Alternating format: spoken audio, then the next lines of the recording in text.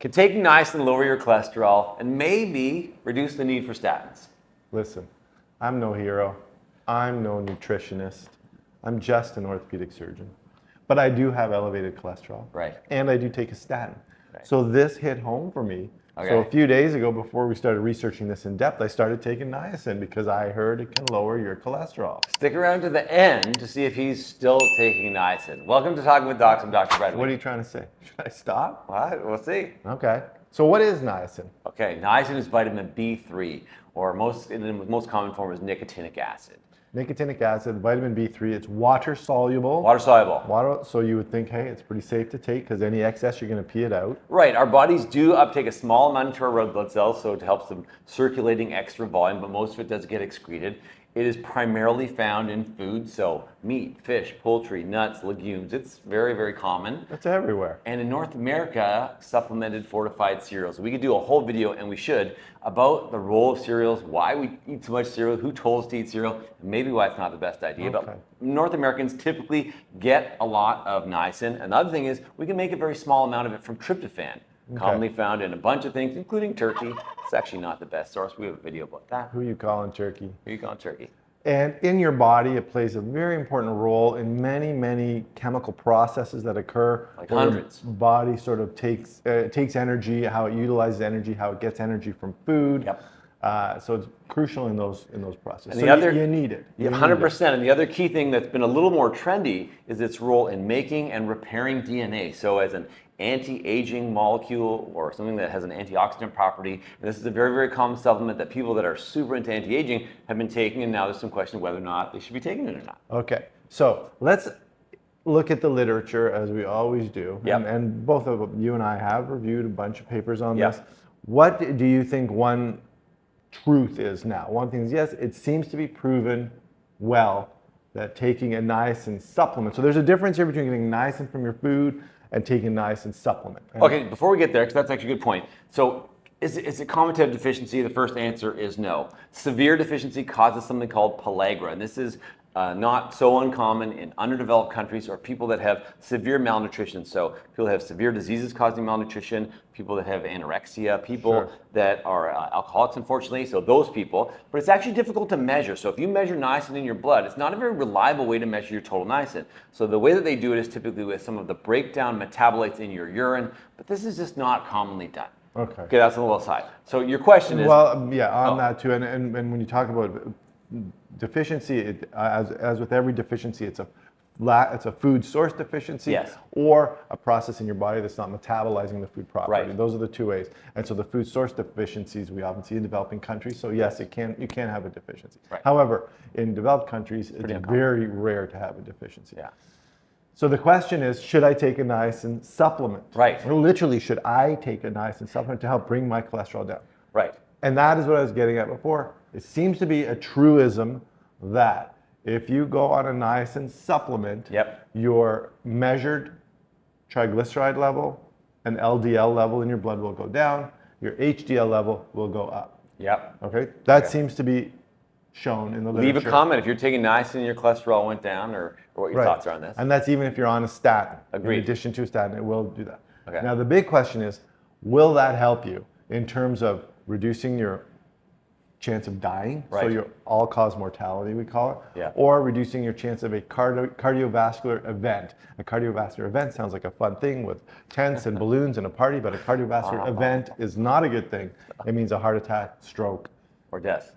Yeah, death fall. Yeah, you mentioned that. Yeah. Okay, so what does it show about that? So there's been a lot of clinical trials, and they're all not exactly the same. Part of the trouble with some of these trials is that often it was comparing a statin to statin plus niacin, and that was part of the trouble. And some of them included niacin that had a slow release or another agent that helped reduce some of the side effects from the niacin. So it's not a totally homogeneous pool of participants or studies.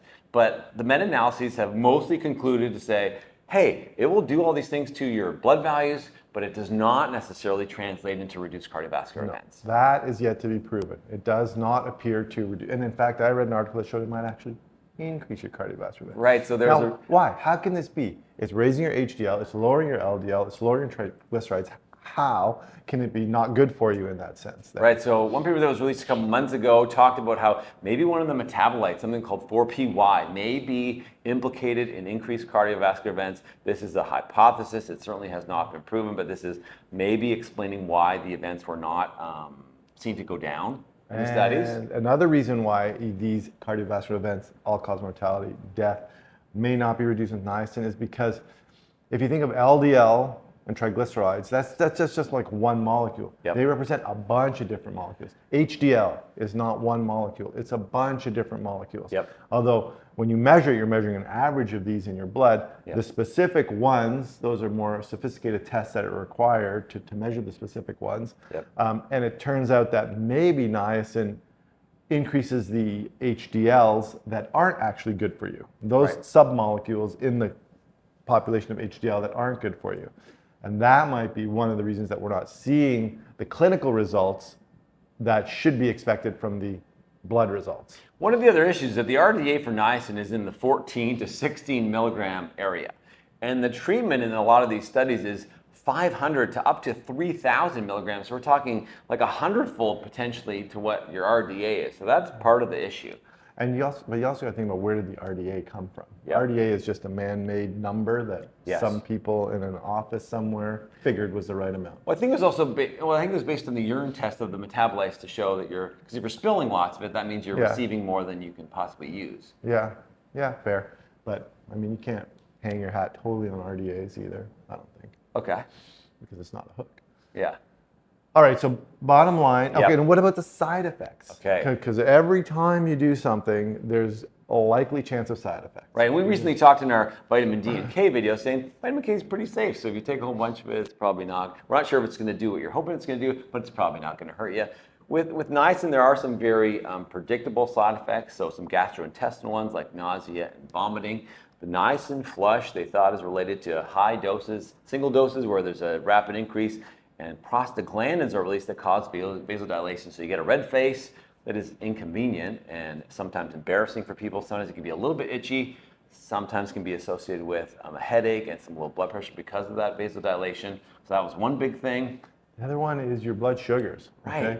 Right. You could be in a situation where you're robbing Peter to pay Paul, which normally I'm okay with. Yeah. But in this case, if it's going to increase your blood sugars, Right. that carries with it a whole host of other risks of other diseases and other problems. Yep. So you don't want to be doing that, and especially on a statin, because the statins can also lead Which to is interesting. diabetes, ironically. Yeah, and those two big trials, the AIM trial, the AIM High trial and the Thrive trial also found, poorly controlled diabetes, new onset diabetes, higher risk of infection as well as bleeding. So these are things that are very real and have to be taken into consideration if you are going to consider a supplement. Always talk to your healthcare provider before you go on a supplement. Bottom line. Bottom line for me is, first of all, if someone writes that you guys are big pharma shills, that is irritating. Because we're not telling We're not you irritated. we're not telling you to take a statin. What we are saying is that we're just looking at the evidence. We don't make the evidence. We're just reporting it. Right. So niacin definitely lowers your cholesterol levels and raises your good cholesterol levels, but it does not translate into reduced cardiovascular events. So we would say proceed with caution. Do not stop your statin based on this evidence in the video. Give it some consideration. Talk to your doctor. And when you are taking it, monitor it carefully. That's Okay. a long bottom line. Yeah, okay. That's your bottom paragraph. So what's your bottom line? So you started taking it a little while ago. I'm not going to take it anymore. Okay? There's $6 I won't get back at the store where I bought it, or I don't know how much it costs, but Yeah. I don't think it's worth the risks. If niacin is in so many foods that I eat anyways. Yeah. I'm an omnivore. I eat a bunch of those foods, so I think I'm going to get enough niacin there. I think if you're considering taking a supplement, look at the foods that have that supplement in it and choose those foods instead of the supplement. That's always been my go-to. And for me, what I really wish could be done would be a trial where they compared a population that maybe is at risk of heart disease to take nothing versus niacin, because now we have the gold standard is to lower your cholesterol with a statin. So sometimes some people would argue that it's not ethical to prevent people from taking a statin and just give them niacin. So it's a very hard study to do now. Very difficult study to do now, for sure. Ethical issues with doing that kind of a study. However, my bottom line is nope. There you go. If you like this video, please like it, subscribe to our channel. And remember, you are in charge of your own health. We'll see you next time.